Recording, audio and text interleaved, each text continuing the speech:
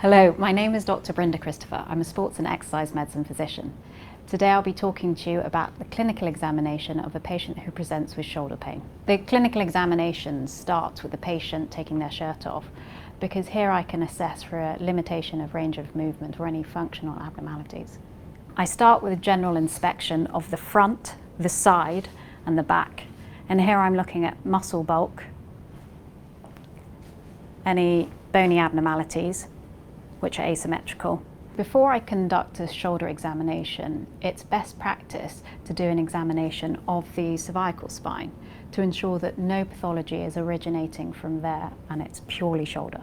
So we assess range of movement by forward flexion, abduction, all the way up to the top,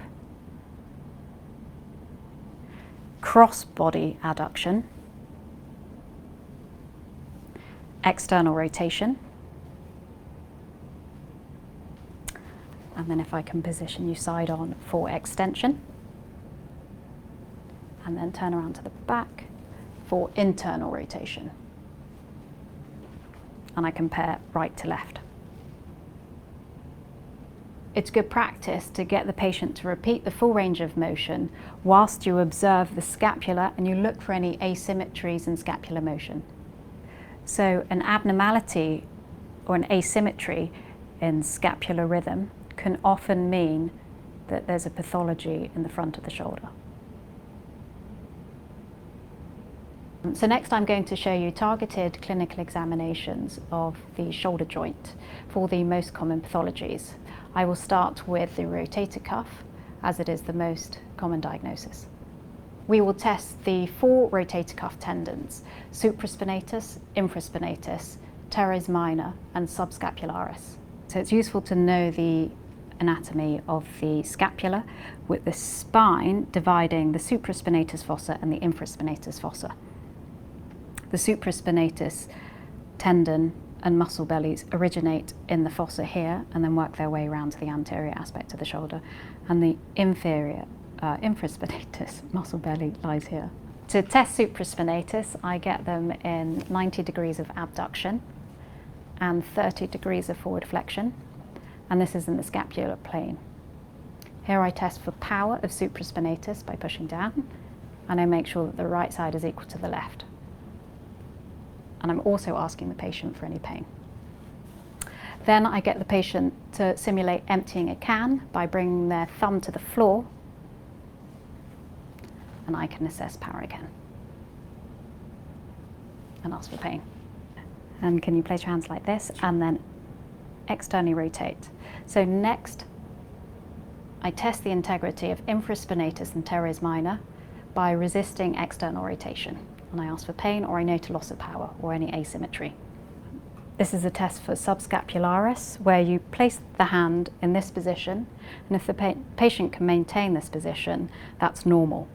If there's an internal rotation lag sign, the patient's hand will drop towards the back. I can also assess for power with Gerber's liftoff, where I ask the patient to resist my downward motion. Even though serratus anterior is not strictly a rotator cuff tendon, I assess the strength of this by asking the patient to do a standing push-up. And if you can visualize any winging of the scapula, serratus anterior weakness is present. Younger patients will complain of an associated trauma with their rotator cuff pathologies, and this is in contrast to the older patient, where there'll be a gradual onset of shoulder pain and no associated trauma. The next pathology is impingement, and this represents a pinching of supraspinatus. There are 3 specialist tests for impingement. The first one is NIRS, where I ask the patient to fully internally rotate the arm and passively flex the shoulder joint. This should decrease the space and impinge on the supraspinatus, and it should replicate any symptoms such as pain. The second test is a test that we've already carried out for rotator cuff pathology. It's empty cans test, and that is again reducing the space here, and if this elicits pain, it's consistent with signs of impingement. So the final test is the Hawkins-Kennedy test, where there's an element of internal rotation and cross-body adduction, and it's here that I'm trying to pinch the supraspinatus and cause pain. Palpation over the anterior joint line is useful if it's tender, and then also to reveal the subacromial subdeltoid space, you can ask the patient to bring their hand in this position and then feel over the anterior joint line again. So patients who have impingement can also have scapular movement asymmetries. There are two specialist tests, Yergason's and Speed's, for biceps tendinopathy. Speed's is resisted forward flexion. And note that I'm palpating the biceps tendon as I do this. I'm asking for any pain. Yergason's is resisted supination. I ask the patient to hold my hand or shake my hand. And again, I palpate over the origin and the insertion of the biceps tendon.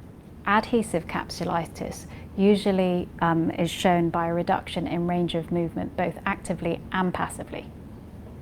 External rotation is usually the first range of movement to be affected.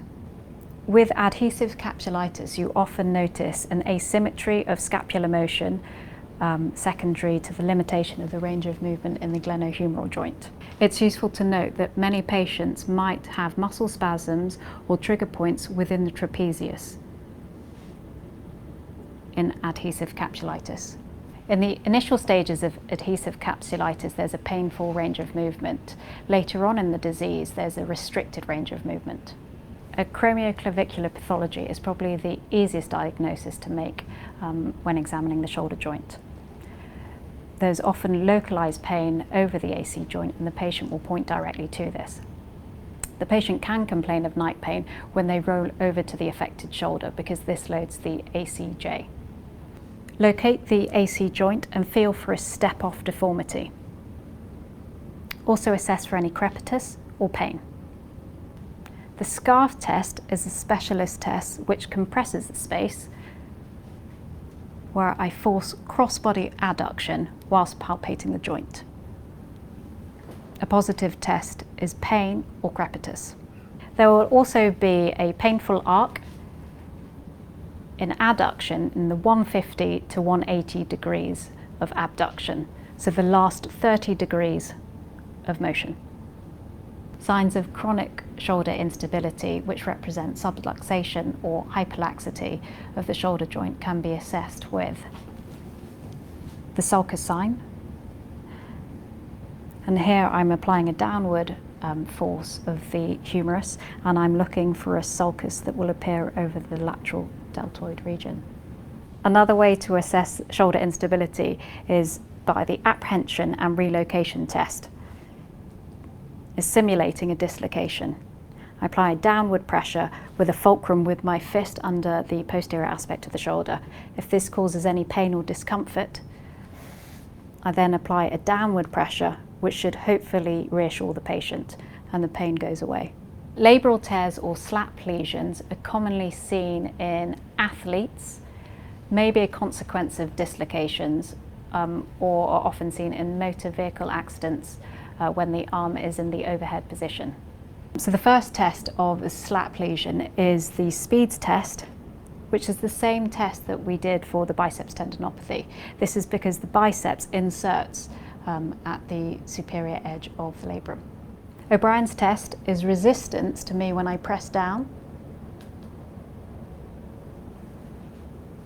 And if that's positive, it should cause pain. And the final test is Crank's test, where I'm internally and externally rotating the shoulder, trying to cause pain whilst also palpating for clunks. Acute lesions usually present with an anterior joint line fullness, and you can also see a loss of power on resisted movements. Thank you, Chav, for being patient today. Thank you for watching the Stanford 25 examination of the shoulder joint. Please visit our website and subscribe to further videos. The preceding program is copyrighted by the Board of Trustees of the Leland Stanford Junior University. Please visit us at med.stanford.edu.